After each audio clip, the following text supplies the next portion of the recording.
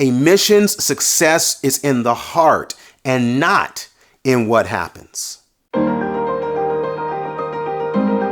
Grace and peace, everybody. Welcome to part 3 of this 5-part series, God's Call to Mission, trying to look at Abraham as an example of how we can minister to other folks. And Abraham's example and Abraham's mission can be ours. You know what happened in this engagement between he and the Lord when they were trying to work together to resolve the bailout package for Sodom and Gomorrah. And it got down from 50 people. If there could just be 10 people who were just, the Lord would stem the judgment of condemnation on Sodom and Gomorrah.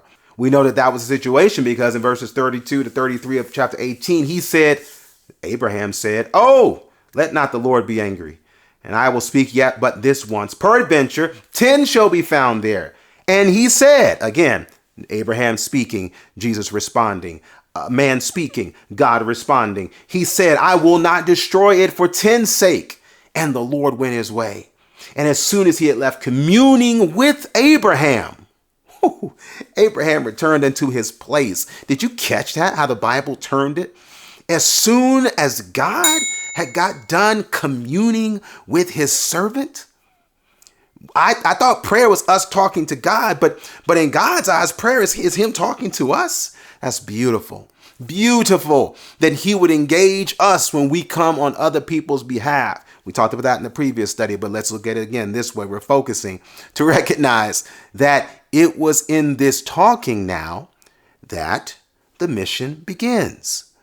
But when it begins in verse 12 of chapter 19, the men say to Lot, "Hast thou here any besides son-in-law and thy sons and thy daughters and whatsoever thou hast in the city? Bring them out of this place, for we will destroy this place, because the cry of them is waxing great before the face of the Lord, and the Lord hath sent us to destroy it."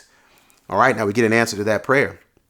Abraham's prayer was, hey, if you find 10, will you let them live? And the Lord said, yes. They couldn't find 10. It is an answer to prayer. It is an answer to Abraham's prayer, but it's not the answer that Abraham prayed for.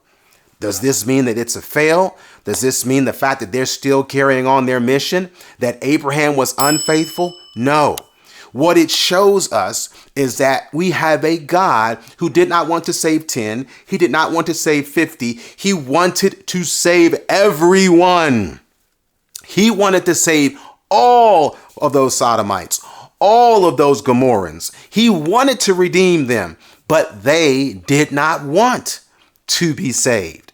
And because of that choice that he's given to us and to them, we get to the next part of the story in chapter 19, where at the end of the day, which you could probably call the longest day for Sodom and Gomorrah, when the morning arose, then the angels hastened Lot, saying, "Arise, take thy wife and thy 2 daughters, which are here, lest thou be consumed in the iniquity of the city."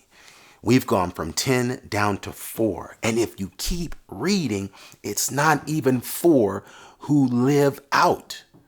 It's actually 3, because Lot's wife looks back. 3, only 3. Again, it's showing us the power of our choice, but it's also showing us the power of love. All those who said no, they failed to make the right choice, but not Abraham. The success of his mission is not in what happened. The success in his prayer is that he prayed it. He asked for it, but it was up to those in Sodom and Gomorrah to decide on what that answer was going to be.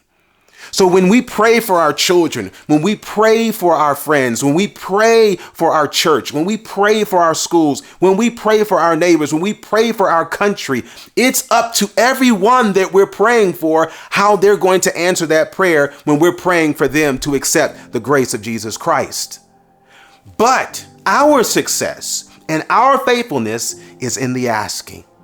That's what we learn in this story. How at the heart of a mission, that's truly the victory. That's truly where we can say, if we have this heart, we have this hope, it's up to those who then have in their hand the power to choose what will be. Let that be why you keep praying, why we keep interceding, we keep intervening. Even when we see corrupt leadership, corrupt power, and a debased people, we can pray because you can talk about me just as much as you please, but we will determine to talk about you down on our knees.